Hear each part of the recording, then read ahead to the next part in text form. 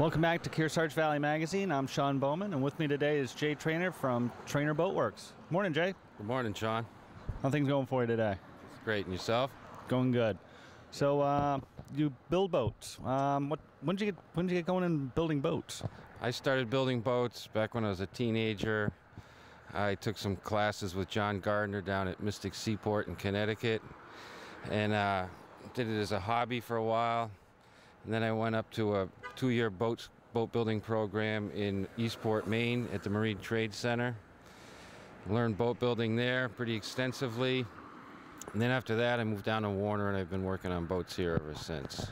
What type of boats do you do? I do a lot of smaller boats. I've worked on all sizes, yachts, from canoes to yachts. I do a lot of smaller boats in this area, mostly because that's what's popular around here. And I do a lot of canoes. Some rowboats, sailboats, power boats. And these are all wooden boats? All wooden boats, yes. Why did you decide to go with the wood boats? I enjoy wood boats. Usually the shape of them is a lot more beautiful than what you can do with plastic or metal. And it's a more comfortable material, and there's a charm to it. Yeah, there is a charm to it. And do you also restore boats? I restore. Most of my work that I do nowadays is restoration work. I don't get so much demand for new boats, as everybody's got one in their barn that they want to get redone that was their grandfather's, and they're trying to hang on to the old boats and keep them afloat. So that's the bulk of my work. And what's the oldest boat you've ever restored? The oldest one that I've done is I have one down at my house now. It's 130 years old. It's a garish canoe. It was built in Bangor, Maine. He was the first commercial builder of wood canvas canoes. Well, that must be interesting. Is it done yet, or are you still in progress? It just needs paint now. When I got that boat, it was broken in half. And I used it as a demonstration model through the years, and slowly I've been picking away at it, and I've got it just about done. Do you have any favorites you like working on, one boat over another, or style? I like guide boats, canoes, and Rangeley Lake boats.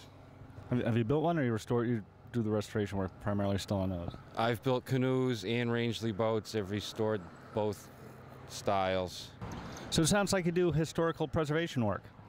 I do. Well, all these restorations that I do are historical preservation on these boats, and I try to keep when I restore one, I try to keep it as close to original as I can and use the exact same materials as it was. So when it goes out of my shop, it looks just like it did when it was new.